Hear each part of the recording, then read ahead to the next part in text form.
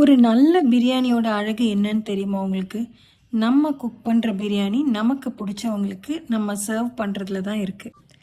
இதில் நிறைய பேர் நல்லா இருந்தாலும் உம்முன்னு போயிடுவாங்க. 10ல் ஒருத்தர் தான் வாய் விட்டு நல்லா இருக்குன்னு சொல்லுவாங்க. என்ன தான் ஈவென்ட் மேனேஜ்மெண்ட் வச்சு ஏதாச்சும் ஃபங்க்ஷன் நடத்தினாலும் நம்ம பண்ணுற ஒரு சின்ன சின்ன விஷயம் மனசுக்கு சந்தோஷமாக இருக்கும் இல்லையா? எங்கள் மாமா வீட்டில் நடந்த ஒரு சின்ன பர்த்டே பார்ட்டி அரேஞ்ச்மெண்ட்டும் அதில் நான் பண்ண மஷ்ரூம் பிரியாணி, தலப்பாக்கட்டு மஷ்ரூம் பிரியாணியும் தான் இந்த விலாகில் பார்க்க போகிறோம். எந்த பவுடரும் இல்லாமல் ஈவன் ஒரு மிளகாய் பொடி கூட யூஸ் பண்ணாமல் கமகமான்னு வாசனையோட அவ்வளோ டேஸ்ட்டாக இருந்துச்சு. ஒரு 30 பேருக்கு சமைச்சிருந்தேன். எல்லாரும் ஒரு வேலை பார்த்தாங்க. அதில் நான் எடுத்தது என்னோடய ஃபேவரட் மஷ்ரூம் பிரியாணி தான். பெரிய வெங்காயம் ஒரு 1.5 கிலோ ஸ்லைஸ் பண்ணி வச்சாச்சு. எந்த பிரியாணி செஞ்சாலும் இந்த பேஸ்ட்டை மட்டும் ஆட் பண்ணி பாருங்கள். ஹோட்டல் ஸ்டைல் அப்படியே வந்துடும் கன்ஃபார்மாக. அது என்னன்னு லாஸ்ட்டாக சொல்கிறேன். நல்ல ஒரு பெரிய தேக்ஸால் ஆயில் 1 லிட்டர் ஊற்றிட்டேன். ஆயில் சூடானதும் பட்டை, கிராம்பு, சோம்பு, ஏலக்காய், கல்பாசி, அன்னாச்சி பூ இது எல்லாமே போட்டுக்கிறேன். நம்ம பவுடர் ஆட் பண்ண போடுறதில்ல, அதனால் இந்த ஹோல் ஸ்பைசஸை நிறையவே போட்டுக்கிறேன். இப்போது இதில் ஸ்லைஸ் பண்ணி வச்சுருக்கிற வெங்காயம் ஆட் பண்ணிக்கலாம். நெக்ஸ்ட்டு நான் சொன்னேன் இல்லையா, அந்த பேஸ்ட்டையும் ஆட் பண்ணிக்கிறேன். நல்லா வாசம் வந்ததும் ஒரு தக்காளி 5 நல்லா அரைச்சி வச்சுருக்கேன், அதையும் ஆட் பண்ணிக்கிறேன்.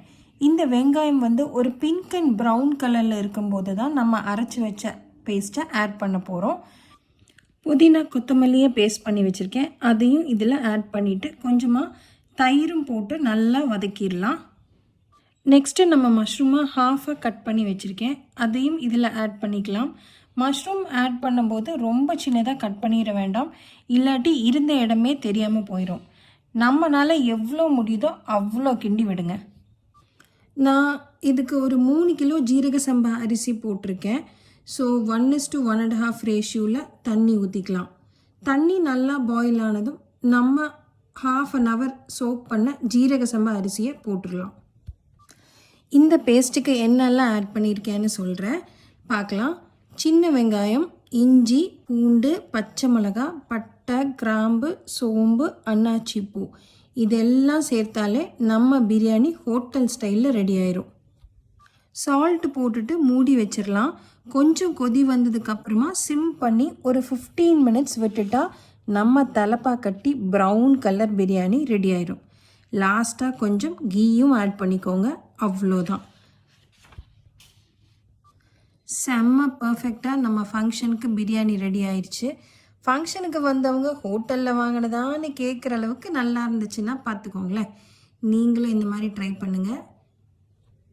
நீங்கள் எந்த பிரியாணி செஞ்சாலும் இந்த பேஸ்ட்டை மட்டும் ஆட் பண்ணி பாருங்கள். Chicken biryani, mutton biryani, vegetable biryani எதுவாக இருந்தாலும் ஓகே. இந்த பேஸ்ட்டை மட்டும் நீங்கள் ஆட் பண்ணி பாருங்கள். ட்ரை பண்ணுங்கள், லவ் பண்ணிடுவீங்க.